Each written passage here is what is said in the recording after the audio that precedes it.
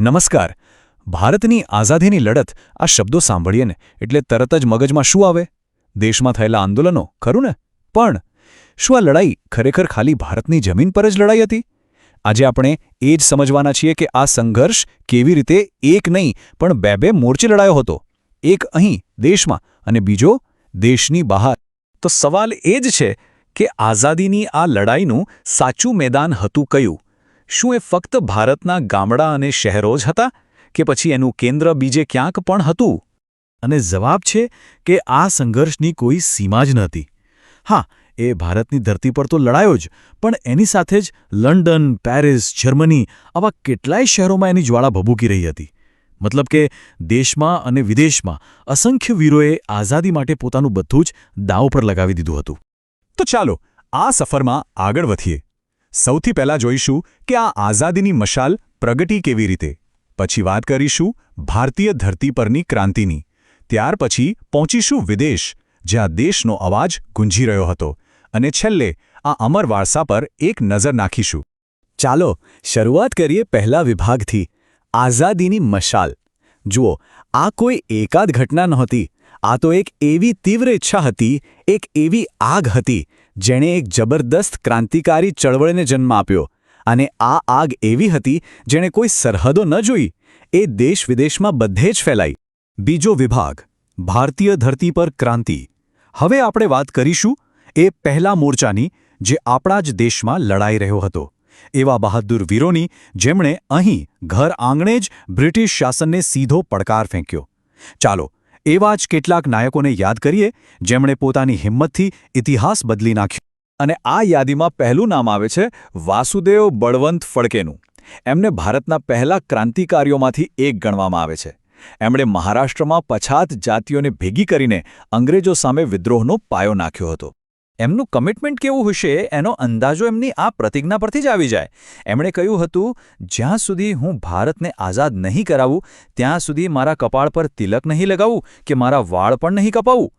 વિચાર કરો, આ ખાલી શબ્દો નહોતા, આ તો આઝાદી માટેના સમર્પણનું જીવતું જાગતું ઉદાહરણ હતું. હવે વાત કરીએ વીર સાવરકરની. એક એવું નામ જેણે આ બે મોરચાવાળા સંઘર્ષને સાચા અર્થમાં જીવંત કરી બતાવ્યો. એમની ક્રાંતિકારી સફર શરૂ થઈ ભારતમાં, પણ એ પહોંચી છેક લંડન સુધી. ભારતમાં એમણે જે કામ કર્યું ને એ પાયાનું હતું. અભિનવ ભારત જેવી ક્રાંતિકારી સંસ્થાઓ બનાવી, વિદેશી કાપડની પહેલી જાહેર હોડી કરી અને સૌથી અગત્યનું 1857ના બળવાને ભારતનો પ્રથમ સ્વાતંત્ર્ય સંગ્રામ કહીને લોકોમાં એક નવી ચેતના જગાવી.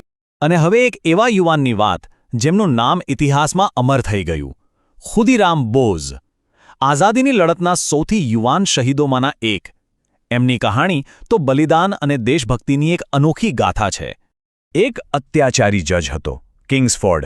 એમણે એની બગી પર બોમ્બ ફેંક્યો અને એના પરિણામે ફક્ત 18 વર્ષની ઉંમરે એમને ફાંસી પર ચડાવી દેવાયા. પણ એમના છેલ્લા શ્વાસ સુધી હોઠ પર એક જ નામ હતું, વંદે માતરમ. આ આખી ચળવળનો પાયો હતો એકતા. અને એનું સૌથી મોટું ઉદાહરણ એટલે રામપ્રસાદ બિસ્મિલ અને અશફાક ઉલ્લા ખાન. આ બે પાક્કા મિત્રો, હિન્દુ મુસ્લિમ એકતાનું જીવતું જાગતું પ્રતીક. એમણે ધર્મને નહીં, દેશને સૌથી ઉપર રાખ્યો અને ક્રાંતિ માટે હથિયાર ભેગા કરવા કાકોરી ટ્રેન લૂંટને સાથે મળીને અંજામ આપ્યો. આગળ વધીએ અને યાદ કરીએ ચંદ્રશેખર આઝાદને. એમણે પ્રતિજ્ઞા લીધી હતી કે અંગ્રેજો એમને ક્યારેય જીવતા નહીં પકડી શકે.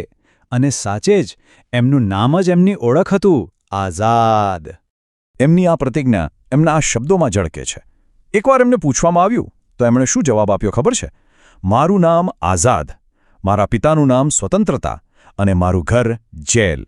બસ આટલા શબ્દો જ એમની અડગ ભાવના અને આઝાદી માટેની જબરદસ્ત નિષ્ઠા બતાવવા માટે કાફી હતા. હવે આવીએ ત્રીજા વિભાગ પર, વિદેશમાં રાષ્ટ્રનો અવાજ. જુઓ, એક તરફ ભારતમાં તો ક્રાંતિની આગ ફેલાઈ જ રહી હતી, પણ હજારો કિલોમીટર દૂર યુરોપમાં પણ આઝાદી માટે એક બીજો મોરચો ખુલી ગયો હતો. તો ચાલો જોઈએ કે વિદેશની ધરતી પરથી ભારતની આઝાદીનો અવાજ કેવી રીતે ગુંજ્યો. 20મી સદીની શરૂઆત થઈને ત્યારે વિદેશમાં ક્રાંતિકારી પ્રવૃત્તિઓ એકદમ જોરમાં હતી. મેડમ કામાએ વંદે માતરમ અખબાર શરૂ કર્યું. સાવરકરની લંડનમાં ધરપકડ થઈ.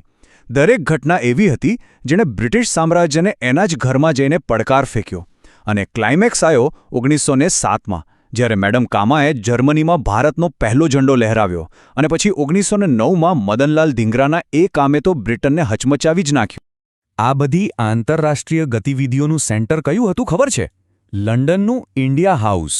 અને એની સ્થાપના કરી હતી આપણા કચ્છના શ્યામજી કૃષ્ણ વર્માએ. આ જગ્યા ક્રાંતિકારીઓ માટે એક ઘર જેવી હતી, એક થિંક ટેન્ક જેવી. અહીંથી ઇન્ડિયન સોશિયોલોજિસ્ટ જેવા મેગેઝિન નીકળતા, આઝાદીના વિચારો ફેલાતા. અને સાવરકર, ધીંગરા, મેડમ કામા આ બધા દિગ્ગજો અહીં જ ભેગા મળીને પ્લાનિંગ કરતા હતા. વિદેશમાં બનેલી આ ઘટનાઓનું સાંકેતિક મહત્વ બહુ જ મોટું હતું. જરા વિચારો, 1907માં જર્મનીમાં એક આંતરરાષ્ટ્રીય કોન્ફરન્સમાં મેડમ ભીખાઈજી કામા ભારતનો પહેલો રાષ્ટ્રધ્વજ ફરકાવે છે. એ ખાલી એક ઝંડો નહોતો, એ તો બ્રિટિશ શાસનને મોઢામોઢ ફેંકેલો પડકાર હતો. આખી દુનિયા સામે ભારતની આઝાદીની જોરદાર માંગ હતી એ. અને હવે આપણો છેલ્લો વિભાગ, અમર વારસો. તો આ બે મોરચા, એક દેશમાં અને બીજો વિદેશમાં, આ બંને જોડાયેલા કેવી રીતે હતા?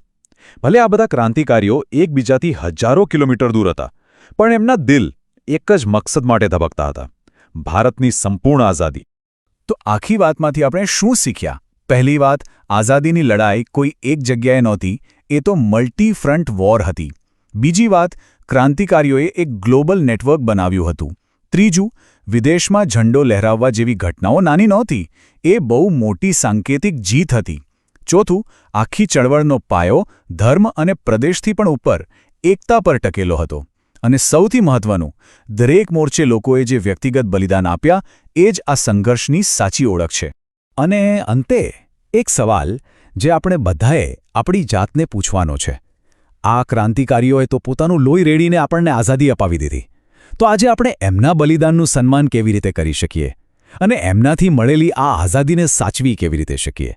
આ સવાલ સાથે જ આપણે સૌ વિચારતા રહીએ.